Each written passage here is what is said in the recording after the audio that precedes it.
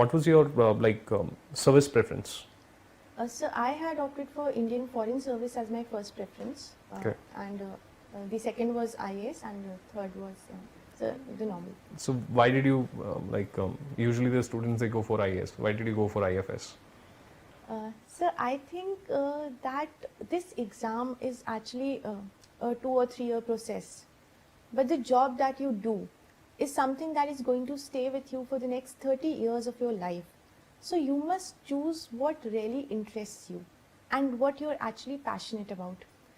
For myself, I think two major reasons played a role. The first one was that I actually really liked studying about international relations. In fact, right now also I have a few books in line which I was planning to read about international relations after the interview gets over. So my interest lies in that area, and I think my strengths can be better utilized for the country if I join the IFS. So do you feel in hindsight that maybe PSIR could have been a better option? Yes, sir, I sometimes felt that because I wanted to know more about international relations, and GS May international relations is touched upon but not in too much depth. But hopefully I'll read more about it now. Okay, so it was a dream to enter into the foreign services like before you began your preparation, or during the course of preparation your knowledge expanded or your experience expanded in such a manner that you felt that this is a service which I want to be in?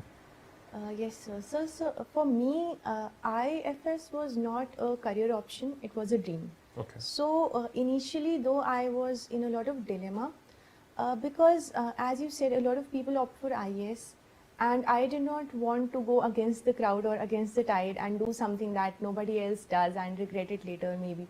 But then through the course of this preparation, I had a stronger resolution for IFS as I came to know more and more about international relations, and I started being more aware about the Indian Foreign Services officers that are there throughout the world. And I really liked the job profile, and that is why I opted for it. Okay. So, I mean, what are the challenges which you see, not like going forward, but like during the course of preparation?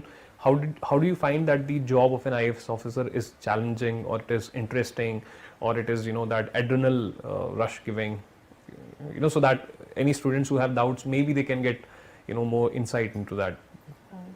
So, sir, I'd say challenges for one might be opportunities for another. Yes, yes. So, the challenges that IFS provides are actually the things that interest me a lot. For example, you have to travel, you have to shift from one country to another. And here, I'd like to say that since I come from an army background, I have always traced my identity to India as an entire country and not to any particular state or district. So representing India on an international platform in itself is something that I have always desired. So that everything that I see in the Indian Foreign Services appears to me as something very interesting, something that gives me great opportunity to present myself there and learn more and more. So I think it will be an enriching experience. Yeah, and when events like evacuation from Afghanistan take place, the job, it requires very different kind of things. And many of the times you have to like bring back your NRIs or the Indians who are abroad in a crisis situation. You have to get them back, and these kind of challenges are also there. And so the COVID-19 pandemic has shown us that how the challenges are surpassing